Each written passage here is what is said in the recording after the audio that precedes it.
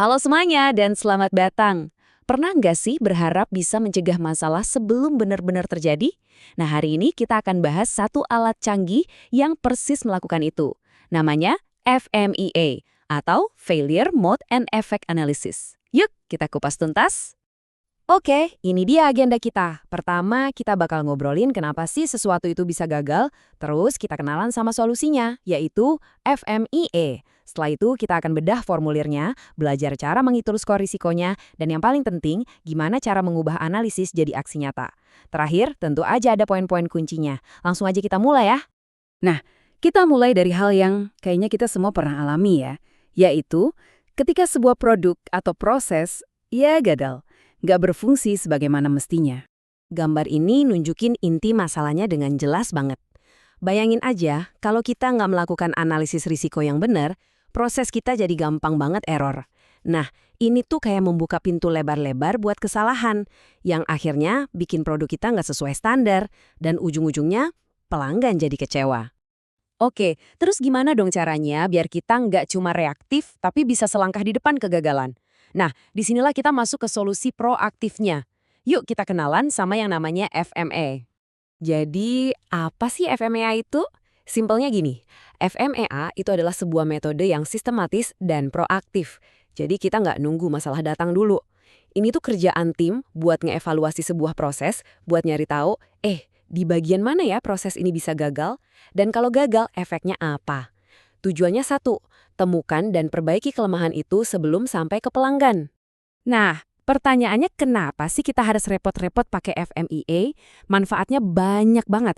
Ini bukan cuma soal nyari-nyari kesalahan loh, tapi lebih ke gimana caranya kita bisa perbaiki proses secara berkelanjutan.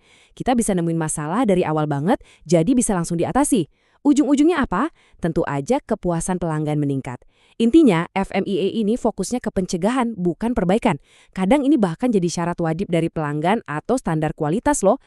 Oke, sekarang kita masuk ke bagian intinya. Jantung dari proses FMEA itu ada di formulirnya. Yuk kita bedah bareng-bareng. Nah, ini dia penampakan formulirnya. Kelihatannya mungkin agak ribet ya, banyak kolomnya, tapi jangan khawatir, anggap aja ini peta jalan kita. Peta yang bakal nuntun kita buat mengidentifikasi dan yang paling penting, memprioritaskan risiko. Langkah pertamanya, kita fokus ke bagian awal formulir. Di sini, kita harus jawab beberapa pertanyaan mendasar. Pertama, proses ini sebenarnya fungsinya buat apa sih? Kedua, kira-kira apa aja ya potensi kegagalannya? Gimana caranya proses ini bisa salah? Terus, kalau sampai gagal, apa efek atau akibatnya? Dan yang terakhir, seberapa parah sih akibatnya itu? Oke, setelah itu kita gali lebih dalam lagi. Di bagian selanjutnya ini kita mulai mikirin, oke, apa sih akar penyebab dari setiap potensi kegagalan tadi? Terus kita perkirakan seberapa sering ya penyebab ini kira-kira bakal muncul? Dan yang gak kalah penting, kita juga catat sistem kontrol apa yang kita punya sekarang buat mendeteksi masalah ini sebelum kejadian. Nah, di bagian akhir formulir inilah semuanya jadi satu. Di sini kita menghitung resikonya secara kuantitatif. Dari situ, kita bisa merekomendasikan tindakan perbaikan yang perlu diambil. Dan biar nggak cuma jadi wacana, kita juga harus menunjuk siapa penanggung jawabnya dan kapan target selesainya. Jadi benar-benar dari analisis sampai ke aksi. Oke, tadi kita sempat singgung soal menghitung resiko. Gimana sih caranya biar penilaian resiko ini objektif bukan cuma kira-kira? Nah, jawabannya ada di RPN atau Risk Priority Number. Ini dihitung dari 3 angka krusial. Apa aja itu? Yuk kita lihat. Angka yang pertama adalah severity atau keparahan, disingkat S. Skalanya dari 1 sampai 10.